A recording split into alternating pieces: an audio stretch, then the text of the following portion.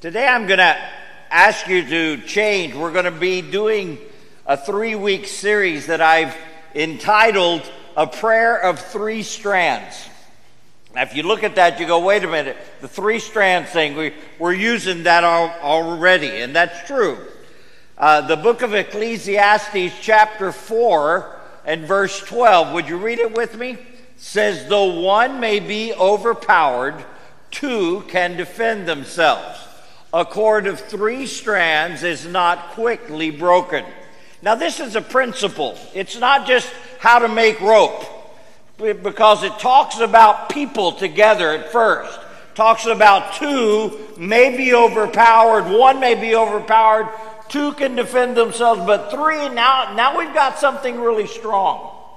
We're using it this summer as we did last summer with our cord of three strands, and encouraging everyone to find another couple people. And this year we've asked you to read a book about prayer together. But don't just read a book about prayer, pray. See, reading books on prayer won't change our world, but prayer will. And so I'm encouraging you, if you haven't already done so, I'm encouraging you to please find someone now and say, let's get together each week to read, to learn something about prayer, and then to pray for the world in which we're in. Today I'm going to be talking about one thing about prayer, and it's strand number 1, and it's called Pray Big, Bold Prayers. Big, bold prayers. Two of my favorite books on prayer are some that included in the list that we've recommended, but my favorite ones have been, the first one is called Fresh Wind, Fresh Fire. And how many of you have read that book, Fresh Wind, Fresh Fire? Raise your hand, a few. How many of you are reading it right now? You're working at it. How many of you started it years ago and you think you'll finish it this summer, okay? Some of it's slow, but we'll work at it.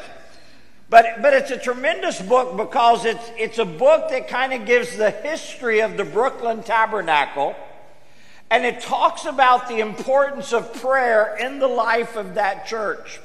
It gives us examples of people and their lives and how they've been changed by prayer over the years. I'm going to be honest with you. Whenever I'm reading a book about a church, I always like to go to the church to see if it's real. And sure enough, after reading this book on prayer, I was going to be in New York, so I stopped by a Sunday morning service, thought, let me check this out. Got there early, and I'm sitting there, and the people around me are from all over the place. And in the conversation before church started, they asked me this question, are you going to be able to come back to the Tuesday night service? Well, I knew that the Tuesday night service was their prayer service. They said, because that's the most important service of the week. And I thought, okay, when your people are saying that, this isn't just what's being promoted from the pulpit. This is what the people are saying. But they said, and if you do, make sure you come early so that you have space. Well, I couldn't do it that time. I had to leave right after the service. But a few years later, I came back and I planned to be there from Sunday through Tuesday, and then came back here on Wednesday. And sure enough, on that Tuesday evening, we went to the service. I got there at 5:30. It starts at 7. At 5:30, I found a seat, a room, on the next to the last row of church. Next to the last row, an hour and a half early. Obviously, they don't have very many Colombians at their church, but that's a different issue. But we were there, and people were already praying. It was kind of dark. You couldn't really see much, but people were already praying. And at 6:30, they invited all the men to come forward to pray. And so me and the guys that were with me, we went forward and we prayed for a while. Then we went back to our seats, and at 7, the church started. The service started. And we sang. They had an invitation. Then they had the message. Then they had the offering. Then they had another message.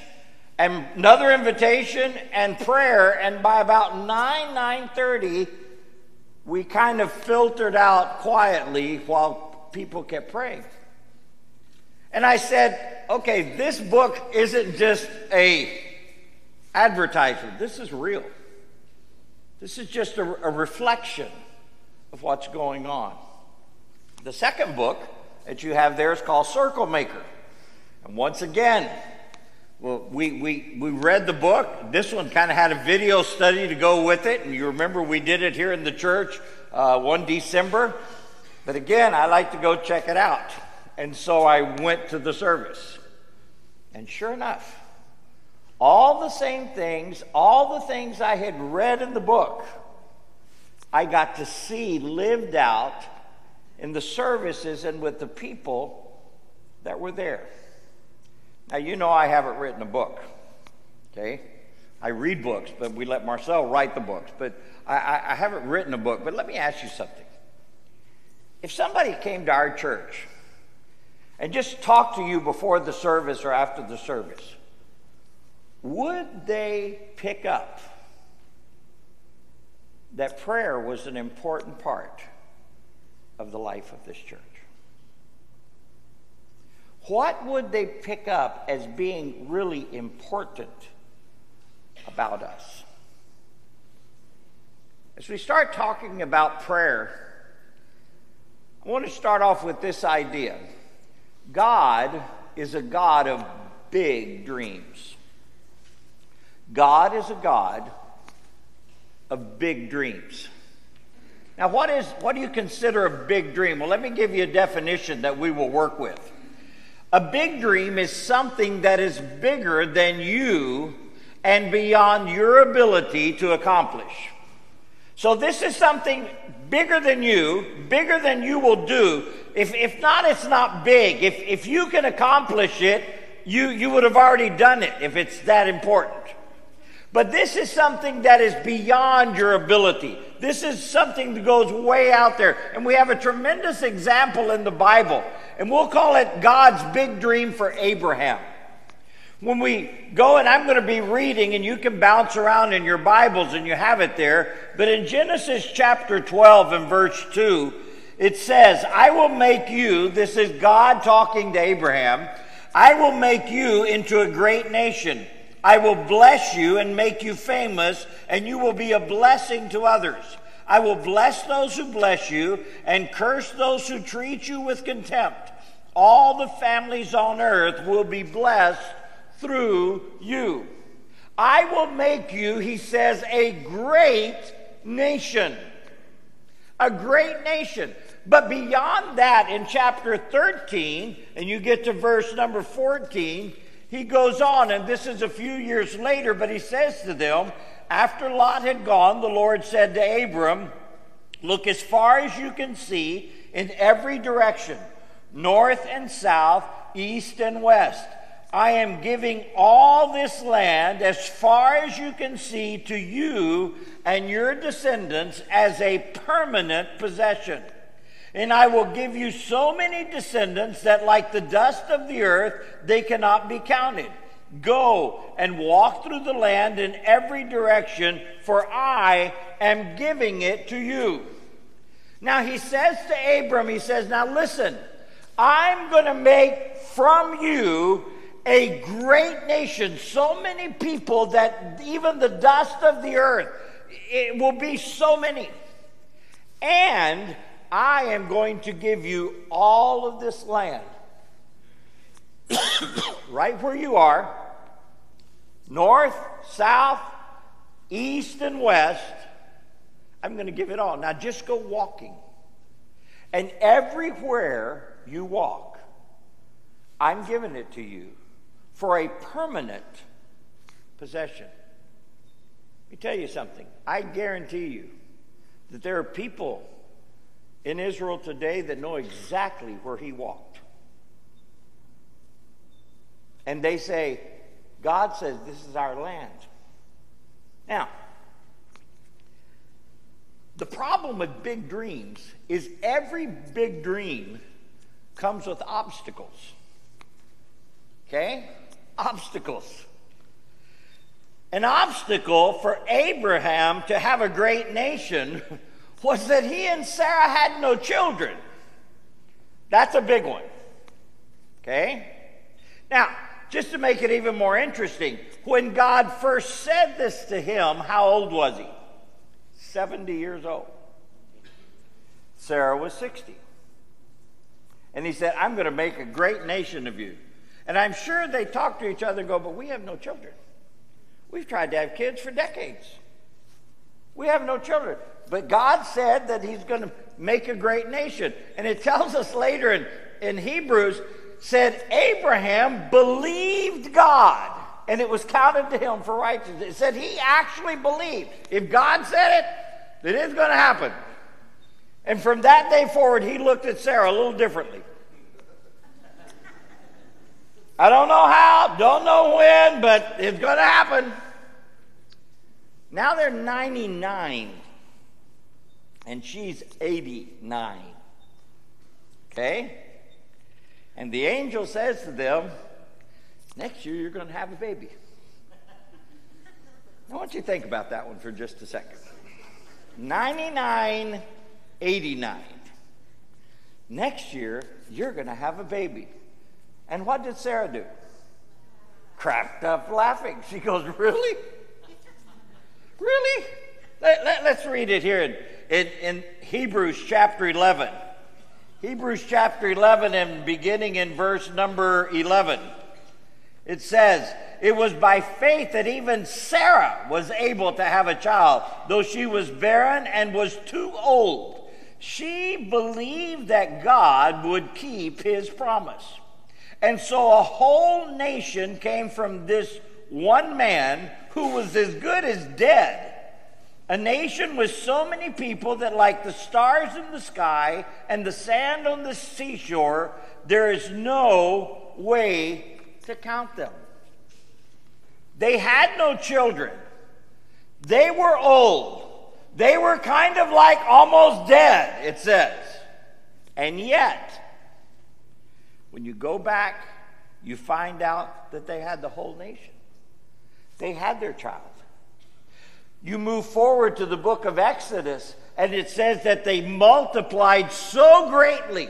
There was so many of them. We went from one child at age 100 to now over 2 million people inside Egypt. You talk about growth. You talk about going back and interviewing Abraham. Abraham, did you ever think you'd have 2 million descendants? And Abraham's going, I was hoping for one. But if God said there was a bunch, then I figured he would do it. And we believed. And God did. There's an obstacle. Then Moses. Moses was the one who was given the task to take them to the promised land, to give them all that land that God said they would have. But there was a problem. And the problem was to inherit all the land. There were a bunch of people, and there were some fortified cities in Canaan, the biggest of which, and the most notable, was Jericho. He sent 12 spies. 10 of the spies came back and they said, you know, the land is everything God said it would be. Because God said it is an amazing piece of real estate. It is amazing. He said, we went there, and the fruit was tremendous. It was so much that to carry the grapes, we had to carry them between 2 people. I'm not sure if they actually got to Canaan or Cuba, but it was there. It was so big. Everything was so wonderful. It was just amazing. And they said, but there's some really big people there. They're giants. We look like little grasshoppers compared to them. And they look at us that way, and we see them. And their cities there. There's just no way this can be done. We might as well just go back to Egypt. Now think about that. There were 2 who said, yes, the people are big. Yes, the cities are fortified. But our God is bigger. Let's go forward. So they took a vote, and guess what? The majority was wrong. The majority was wrong. And so God says to these people, look, since you're not going to believe me, since you're responding to these obstacles with fear instead of faith, then this whole generation is going to have to die out, and then I'll take another generation in. They responded to their obstacles with fear, not faith. Fear of what they could see instead of faith in what God had said. Very different. Now here's the amazing part. Even though for 40 years they walked in disobedience, and during those 40 years, an entire generation, everyone over 20, perished, God was still there taking care of them. You read that for 40 years, their shoes never wore out. Some of you parents are going, oh gosh, I wish that would happen in my household. 40 years, their clothes didn't wear out. For 40 years, every day they opened the doors to their tent, there was food for them to eat. And when they complained because they were tired of the same old every morning, they wanted meat, God brought to them an amount of quail. They said, they want meat, you want meat, we're giving you meat. And tons, literally, of quail came. God took all of that. A new generation comes in. Joshua is now with a new generation.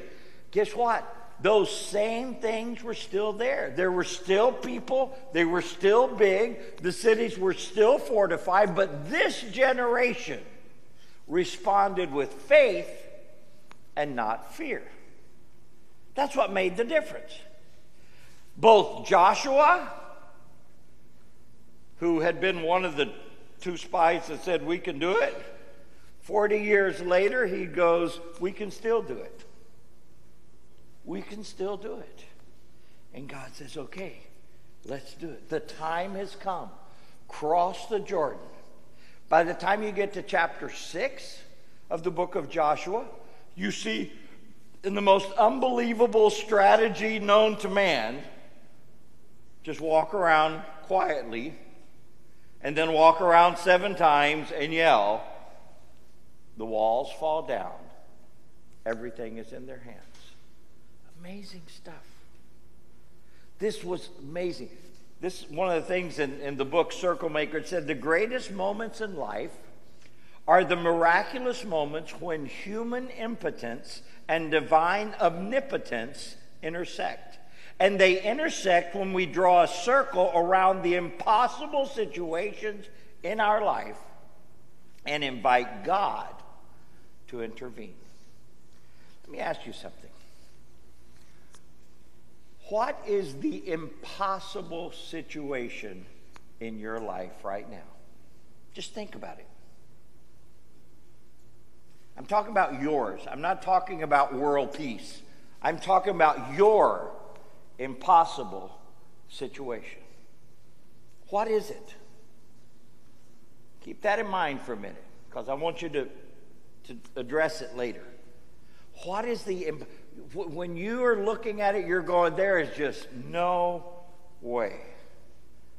But if I could have anything at all, this is it. Now, don't aim too low. Don't make it some little thing that you could do if you just disciplined yourself. No, I'm talking about what is the thing. We've seen the ads on TV. The genie shows up. What do you want? $1 million and you get all these deer. Be specific. Be careful. Okay? Be specific. Know what you're saying. But what is the impossible right now in your life? Has God ever given you a big dream? Has God ever given you a big dream. I've been pastoring this church now for 39 years. I'm 62 and I was 23 when the church started. How many here are 23? Raise your hand. 23. Anybody 23? One there? I was Kimberly's age when I started I'm surprised anybody listened to me. I could see listening to Kimberly, but trust me, it's not impressive of me. But over these years, God has given me kind of some big dreams. Let me go over some of them. And some of you have been a part of these. You know. The first really big dream that I remember is somewhere around 1984. God kind of put it on my heart that someday I wanted our church to be the church that when anybody came out of our church to go to the mission field, they didn't have to go around to other churches asking for support. That we would have the resources, that we would have the people, that we would have the means to completely take on their support and send them to the field completely from here. We've been able to do that with Joanne in Argentina, and to be honest, I'm amazed that for 20 years now, Jen, something like that, for 20 years, we have fully supported her and Tiffany. That during that time, God's allowed us to buy her a house, that God's allowed us to buy her a car and keep her going to allow her to minister for the last 20 years, and she hasn't had to go to any other churches to ask. Now, some other people have helped, but she didn't have to go ask. I'm amazed at that, but you know what? The dream is that everybody that comes out of here, that means every single couple, every single, not have to go to another church and say, please, no, that it would all come. That was the first big dream that I remember God given me. In about 1991, I remember, and some of you will remember this one, 2,000 in our church, plus 2,000 in churches that we can help start, all by the year 2000. I remember that. Still got the little mug, 2,000 plus 2,000 by 2,000. Anybody got that? We were at dinner the other night with someone, and they said, whatever happened to your 2,000 plus 2,000 by 2,000? I said, we changed the year.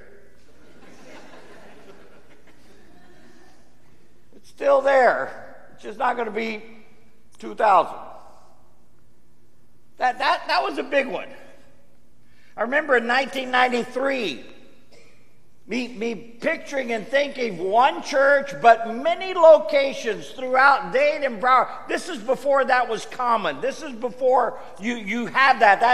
That's all over our country now, many with multi-site. But before they had the word multi-site, I remember God saying, you could have groups down in Kendall, and you could have groups over in Homestead, you could have groups over in North Miami, and you could have groups, and they would have congregations, and then we would all meet there at 836 in the Palmetto, the big hotel. In fact, I remember going with one of the guys from church, and we went to look at how big the auditorium was there, and how much it cost, and it had room for 5,000, and it cost $5,000 to rent it. And I thought, that's a buck a head. That's a bargain. That's cheaper than paying the air for in here.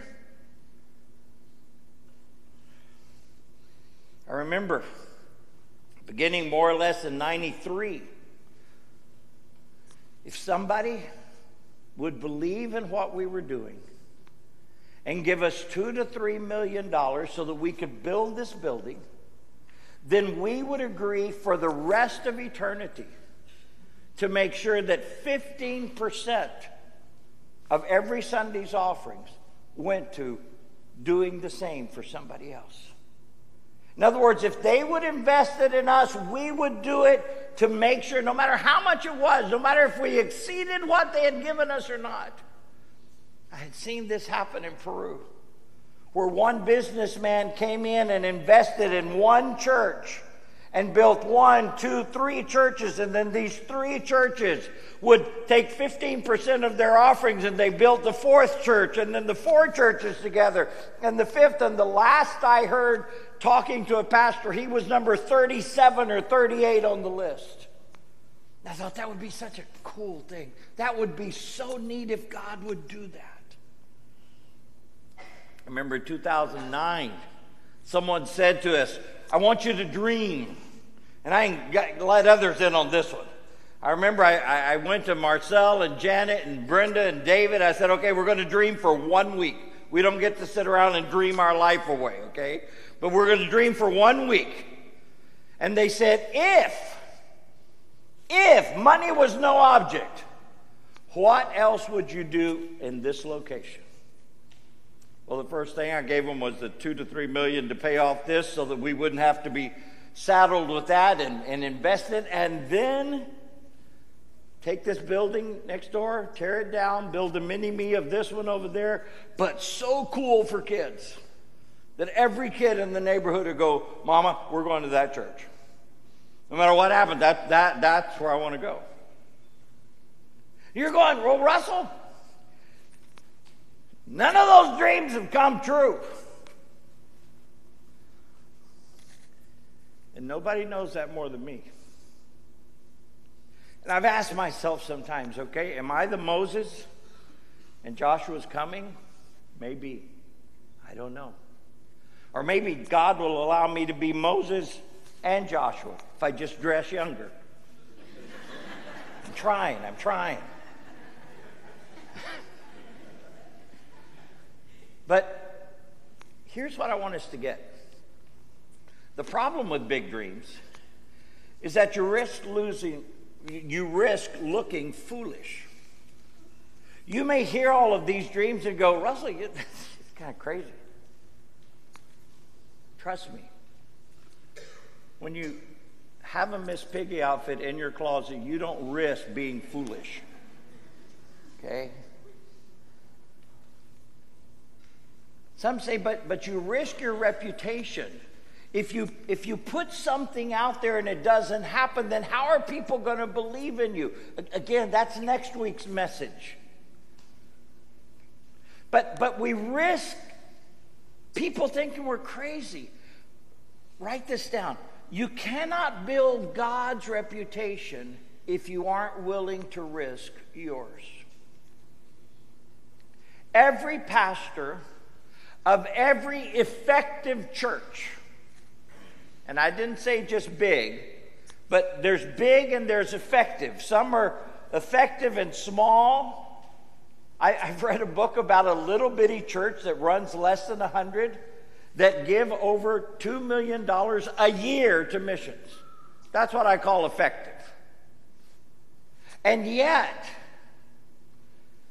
every leader of every large and or effective church has put dreams out there that when people heard them, they said, this guy's crazy. This guy's crazy. But let me tell you something. It's not that people with big dreams are crazy. They just believe in a big God. It's a big God. That's the problem with big dreams. But the upside, well, let me read what's here. Drawing prayer circles often feels foolish. And the bigger the circle you draw, the more foolish you'll feel. But if you aren't willing to step out of the boat, you'll never walk on water. If you aren't willing to circle the city, the wall will never fall. And if you aren't willing to follow the star, you'll miss out on the greatest adventure of your life.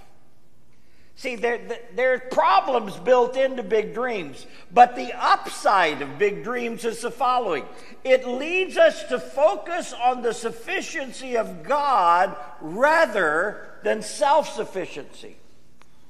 When what you want to do or what God has put on your heart is so much bigger than you, you know you have to depend on God. Because if you could do it, you would have already done it. But you have to learn to depend more and more on Him. It teaches us many lessons that help grow our faith along the journey. And when God answers, we get to know Him better because of what He chooses to do or or what he chooses not to do. I'm going to tell you something. The big dreams that God has given me has made me a better person. I'm not the same one today that I was back in '84. No, the dream hasn't been fully realized, but that does not mean it's not there. That's still there, and God has taught me many things in the process. No, we do not have 2,000 in our church, and no, we don't yet have 2,000 in other churches, although I may be honest, we're getting closer to the ones outside than we are to the ones inside.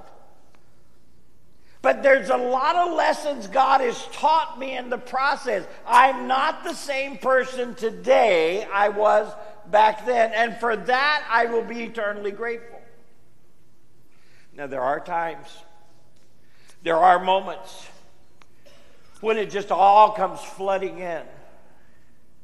And you grieve certain things, and you're excited when God seems to answer and fulfill other people's dreams when yours haven't been fulfilled. But that's all part of the growth too. But it's so important never to say, well, then let's just keep it little. Let's just not dream big. Let's just keep a little God that we can control and that we can just live within our means.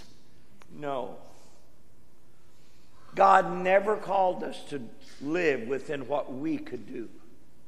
He's called us to live in what He can do. That is very important. Let me ask you a question. What is your Jericho? What is that thing that is so big in your life? The people are so huge. The structure is so strong. You don't see how it could possibly ever happen. What is your Jericho? Remember what I told you before that? Now I want you to kind of bring it back to mind again. But while you're thinking about it, I want you to go to Matthew chapter 20. Matthew chapter 20, just a second. Matthew chapter 20 and verse 29. As Jesus and the disciples left the town of Jericho. Whoa, there's Jericho. The city that was too big to conquer now is kind of part of their everyday life. And outside of this town of Jericho, there was a large crowd followed behind. 2 blind men were sitting beside the road. When they heard that Jesus was coming that way, they began shouting, "Lord, Son of David, have mercy on us." "Be quiet," the crowd yelled at them. But they only shouted louder, "Lord, Son of David, have mercy on us." When Jesus heard them, He stopped and called, "What do you want me to do for you?" Now stop here just a second. I know people have told me that I read the Bible a little different, but does it seem strange to you? Jesus, the Son of God, watching 2 guys like this yelling, and then He says, "What do you want me to do for you?" Does that not seem a little strange? I'm thinking the disciples are going, "Really, Jesus? You know, you tell us what we're thinking, and this is kind of obvious. Everybody around is going, 'Hey, what's going on? Help! What do you want me to do for you?" And they say, "Lord, we want to see." And Jesus felt sorry for them and touched their eyes, and instantly they could see. Then they followed Him. I'll tell you something. The last thing these 2 men thought would happen that day was that at the end of that day they would be seeing and then have to tell themselves to close their eyes so that they could go to sleep. That was the furthest thing from their mind. That was the impossible thing.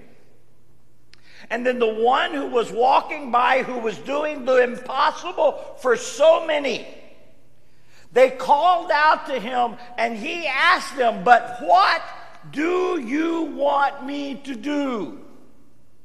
This is very important. What do you want Jesus to do? Because Jesus wants us to know what we want.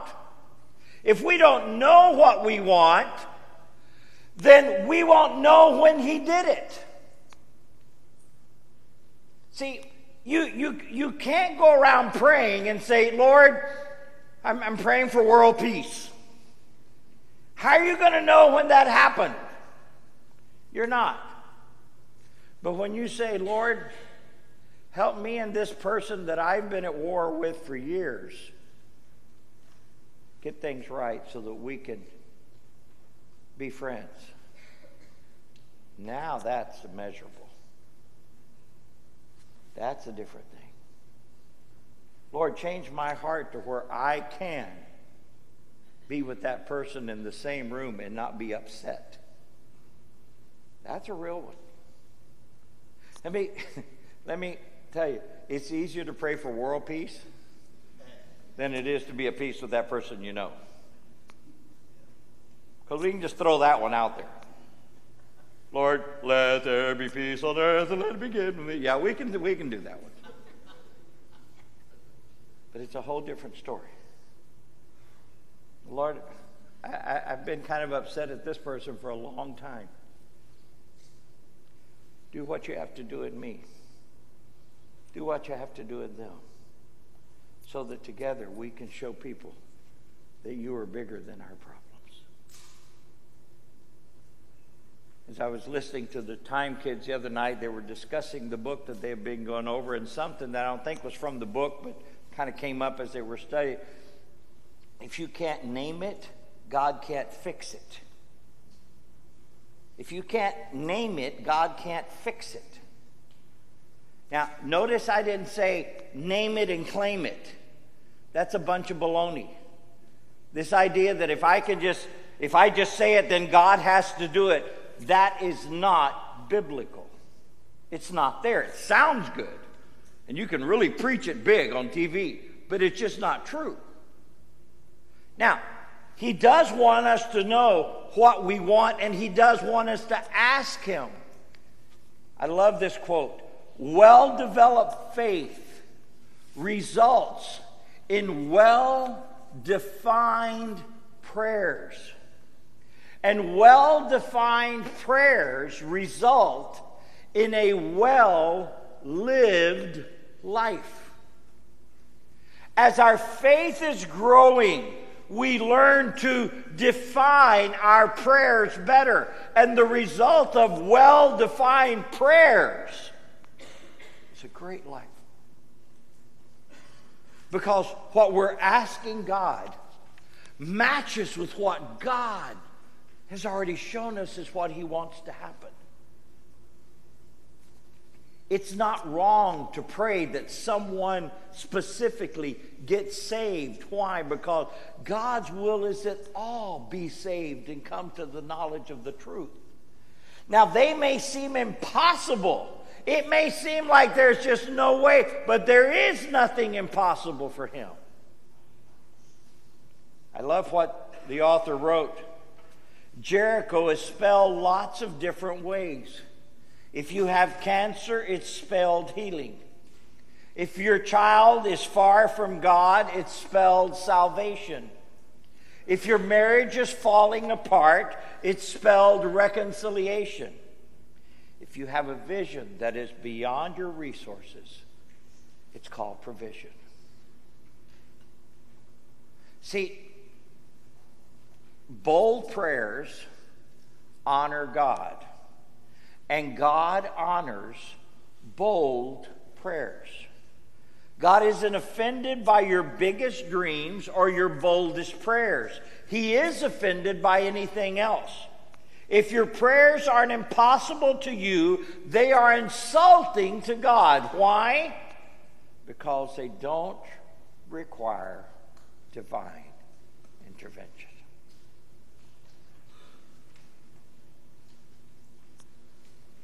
Remember the impossible that I asked you to think about earlier? Well, I'm asking you to turn that impossible into a very bold prayer. And I ask you, what is the bold prayer that you need to pray today? We're going to end the service today like we ended last week. And I just want to remind you, or let you know in case you weren't here, we're going to have a time of prayer.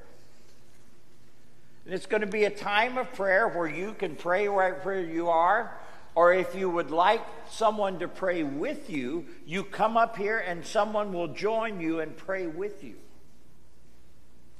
But I'm going to ask you not to just pray a simple prayer. I'm going to ask you to pray a bold prayer.